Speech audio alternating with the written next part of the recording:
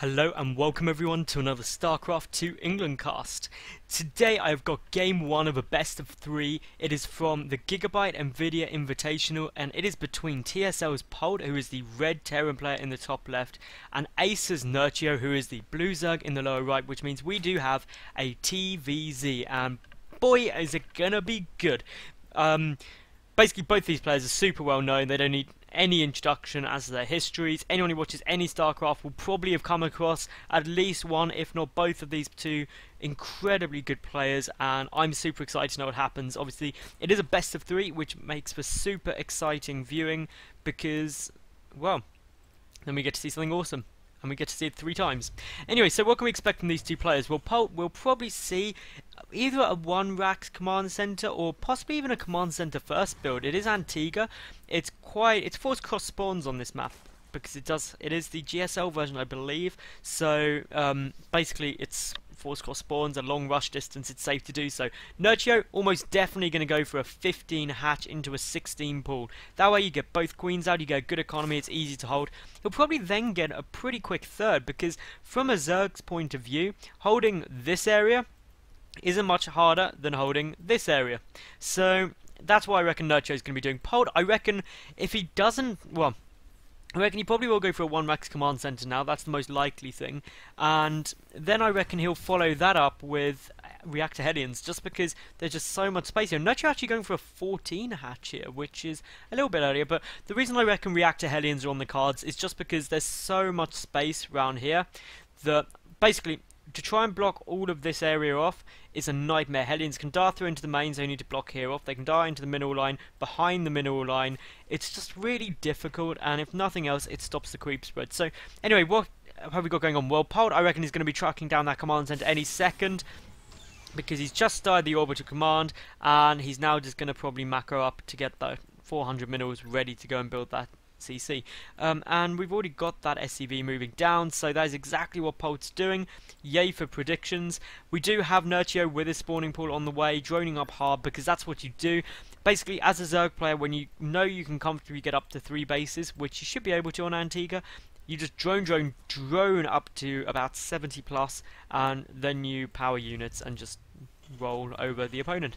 Now, really that comes into unit choice. I reckon Polt, it's going to be Marine Tank is the most likely thing.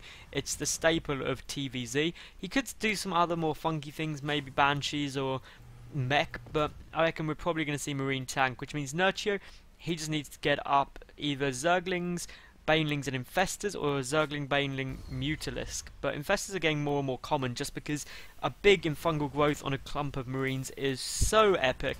What was I watching? I was watching the grand finals of, what was it? It was the something Asia. Oh my god, I can't remember what it is. But basically, it was an awesome game, and a massive fungal growth basically won it for the Zerg player, which was cool. So, we do have the SCV coming back. We've got Nerchio still just pumping units. It'll be interesting to see whether he starts additional queens. He does. I love this, like, with a capital L-O-V-E, because basically it just means that you can spread creep, you're defended from Hellions, and you can spread creep really well. I said creep twice because it warranted. Well, here comes the factory. We're probably going to see the reactor on there soon because, well, as I've pointed out initially, reactor Hellion's so good on this map. We do have Nerchio still just droning away. He's going to get some good creep spread going on here. I mean, he's already got these queens up here. Once the second queens pop, it should be pretty good. But actually injecting with both of them, so focusing on the injects, Marines are here. There's only 3 Marines, and to be honest, with 3 queens at the natural, they'll easily beat 3 Marines, so nothing to worry about. That Overlord needs to be a little bit careful though, because that could go down quite easily to those 3 Marines, but they're actually going the wrong way, which a bit of a shame. If they do go over though, they could do some damage, but here comes the creep. There goes down a spine crawler as well. The reactor on its way, just finished. We do have 2 more racks following this up. We'll probably see some tech labs on there soon, and a really quite an early engineering bay. I love that because basically upgrades are just going to really help you out as you go into the mid and late game. So really, we've got Nerchio just sitting here. He's droning up heavily and has just started his 3rd base. So this is exactly what I was saying. It's quite easy to take that 3rd and hold it. Getting the 2 extra queens out earlier just means the creep spread is going to be fantastic, and he will be able to defend that very, very easily. The Hellions are on their way though, so we'll be interested to see if these can do any damage. Probably not with these extra queens, but what they should hopefully be able to do is deny some creep spread and just be a pain. But again, that's easier said than done. 2 queens against 2 Hellions. The queens are going to come off very, very well. 2 Hellions can't do much damage either. And again, this is just yet another reason why getting those queens out early works so well. We've got the Roach one and Baning Nest on its way down. The double Evo is there as well. So we're going to have big upgrades coming out. And definitely a Baneling style. We could even see Nerchio go for some kind of Roachling Bling timing push, which can be really effective against Terran, depending on how they're doing for upgrades and defensive positions. Because obviously, if we look here, there's not a tech lab on this factory yet. We've got no start of siege. So if the push does come before siege tanks are out, and specifically before siege is done, it can be exceptionally difficult for the Terran player to hold, because the Banelings, they knock down any wall off, and then the Roaches and Zerglings stream in, and Marines can't deal with that alone. Here comes the hatchery going into a lair. We do have both of these tech structures down, so to be honest, it's gearing up as if Nerchio wants to be doing some kind of damage. But these Hellions, they're still being a pain. The queens are there though, and the queens are doing a nice job. That spine in a good position. Could move slightly more forward now just to try and cover all the bases, but the one concern the Nerchio will have is letting any of these Hellions into a mineral line, because with 6 there, he can afford to lose 2 before he even takes any damage yet. Spore crawlers are coming down now. This is a bit of an interesting... Where even is that Spore? The Spore is up at the 3rd just because the queens can't easily get up there. A great transfuse goes off, and the creeps are being denied incredibly well by Polt here. But here we go, we've got the Roaches, we've got the Banelings on their way, and to be honest, Polt could struggle, because while he does have these Marauders and Marines on the way, he has no tanks, so all he needs is a couple of good hits. But to be honest, the force from Polt is actually pretty scary looking already. Army supply is definitely in Polt's favour, though that will change pretty soon. The creep spread not fantastic, and obviously Heli and Marauder is very, very potent. The handful of Marines chucked in as well, I think, is a great choice. It just makes things a little bit more effective in terms of DPS against especially Zerglings and Queens. It will really help. But here we go, we've got everything going forward, we've got the scan off, and now suddenly Nerchio knows what he's dealing with. And the Roaches, they're going to try and creep around to get us around. The Baning hits have to be just so. Don't want the Banelings going off on the Marauders, but that looks like what could happen. And we do have Polt running back as fast as he can. He picks off all of the Banelings at the moment. Some big Baning hits go down on the Hellions, and well, this is going really, really nice. Nerchio's getting a good hold. Obviously, the defender's advantage is going to be good. Hellions trying to sneak up to the side. So much red in this army right here. And in we go. Some more Banelings trying to sneak through. A good little bit of micro there by Nerchio, pulling back, just anticipating what Polt's going to do. And I do think Nerchio is going to comfortably hold right now. So Nerchio is in such an amazing spot going into the mid-game, because obviously no tanks are on the cards. This was a pretty aggressive style. So if we take actually a look at the worker count, that's 50 to 75, give or take a little bit, and that just puts Nerchio in such a great spot. He can just pump units now. He does have the upgrades, the Roach speed, as well as the 2-2 melee upgrades, so to be honest, Nerchio is going to be absolutely fantastic right now. And he's got the upgrade advantage, the tech advantage, and the base advantage. He's even denying this 3rd with creep spread, so even when this command center is done, it's going to be delayed even longer. The 2nd engineering bay on its way, more barracks being added on, and the 1st tank only on its way now. But siege mode hasn't even started yet, and we've got Nerchio now getting out that infestation pit. Will be interesting to see what he uses that for, if it's just for getting out the hive quickly, or whether it's going to be for infestors. And how Nerchio's played so far, I wouldn't be surprised if it's just for a quick hive. He's just crushed a really big push from Polt without taking any economic damage. He wants to tech up because he knows Polt isn't going to try that again anytime soon. It didn't work try 1, so he's probably going to tech up behind and just try and do some damage. This 4th command center coming out will probably just be an orbital, and now we do have the orbital morphing at the 3rd, and well, this is all getting pretty damn crazy. A couple of Marines walking around, only 1 medevac out, and as I thought, the hive is on its way. We've got a spine and a hatchery coming down in the main as well, so that's just helping the production, because obviously it's not too hard getting a 3rd base up on Antigua, but getting a 4th can be really difficult. You don't want to take the middle, it's exposed, and if you start taking one of these side bases, you have a long way to run. Even this one, if you take out the rocks, it's a bit vulnerable because it's just so far away.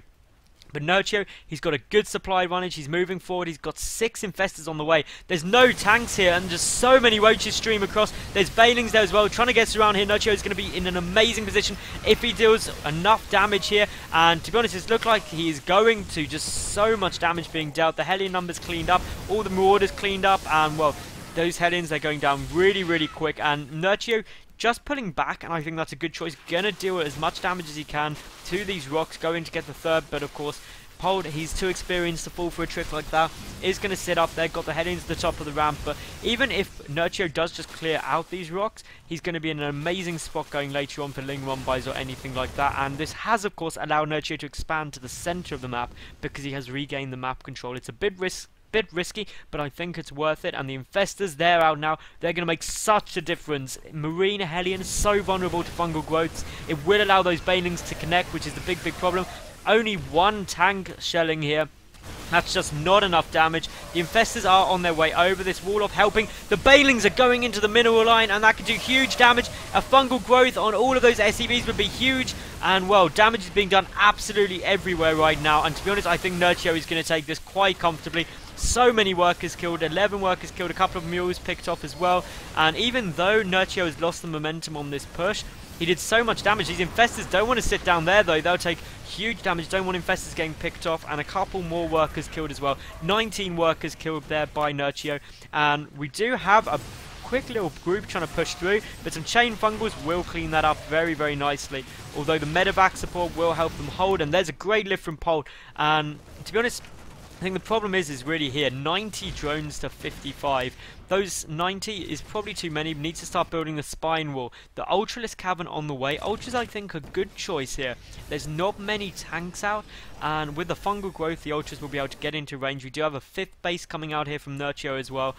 And he's just getting everything he wants. He's in a dominating spot. He's got all the tech he wants. He's got 3-3 on the way. The Ultra Cavern is done. We'll probably see the Ultra Armor upgrade started any second as well. Doesn't actually take too long to build. Really, really effective. The only thing we haven't seen I'd love to see Nerchio go for is the Adrenal Glands upgrade. But he seems to be a bit low on gas at the moment. So once this 7th and 8th gas kick in, it will be very, very effective. We do have these infestors creeping forward. Could we see a big lob up of infested Terrans? Maybe. Could they just sneak in? There are no missile types as far as I can see, so those infestors will be able to go through. And, well, we could see a mineral line take an awful lot of damage. It could be fungals, it could be a massive volley of infested Terrans, but either way, it's going to be sad, sad times for Polt. What is Nerchio going to do? We will wait and see, but don't want to miss it. And for the moment, he's actually just stopped there. He's just going to sit and chill and watch and just see what will happen. He may actually do it as a bit of a 2-base or a multi-prong attack rather, where he deals some damage. And even the Sense Tower gone down now, but those infestors, they're already in there, which is never fun times. And if we look at the center of the map, we've got some Ultras on their way now. We've got the Adrenal Glands upgrade, the 3-3 and the Ultra upgrades coming down. And there's a huge infested Terran lob, but Polt's reaction's absolutely brilliant. But that command center or orbital command are going to go down exceptionally quickly. A scan's wasted as well to try and see what did it, but well, those infestors, they're already out of there, and that orbital command getting repaired so quickly. But of course, all of the army pulled back, and the 3rd base now under siege here by Nerchio, who's just used that as an excuse to walk straight forward. Those Zerglings are absolutely wrecking the mineral line. The supply difference starting to get really substantial. The infestors hidden in the main. Would love to see a fungal growth go off there. That would be absolutely crazy. Another scan forced. The orbital command only just survives. Will need to be repaired though. And I mean, this is just dominating. I mean, if we look, 37-1 workers killed in Nerchio's favor. We do have a scan going off. It has found these infestors, which is always annoying. And one does survive. Does it have enough energy for a fungal growth? Not quite, but we should see these SCVs go down. I mean, one big fungal growth on those SCVs isn't enough to kill them. 2 would be, so that's the thing to be worried about if you are a Terran player. That orbital's still getting repaired, and I mean, just look at the supply difference now. Probably about 30-ish supply, and essentially one big fungal on this army would absolutely ruin Polt's day. And here we go, we've got big engagement coming in here, and this is just absolutely chaos. The infestors not even coming in. The Ultra's just doing all the damage there, and everything has been cleaned up. Nerchio is now 77 supply ahead, and to be honest, I expect to see a GG from Polt soon, because Nerchio has got this one, and it was just a really nice play all the way around. He's got so many bases up. This third base is gone. There just isn't enough units to deal with this many ultras. A great surround on the orbital command. Will Polt react quickly enough? No, he won't. The orbital falls. The SCVs are getting om-nom-nom their way through. And now even Zergny's coming in behind to prevent the retreat. A tank goes, and there's Polt's GG. So that was game 1. If you liked it, thumbs up the video, leave a comment, but flick over to my channel to find game 2. See you any second. Thank you for watching.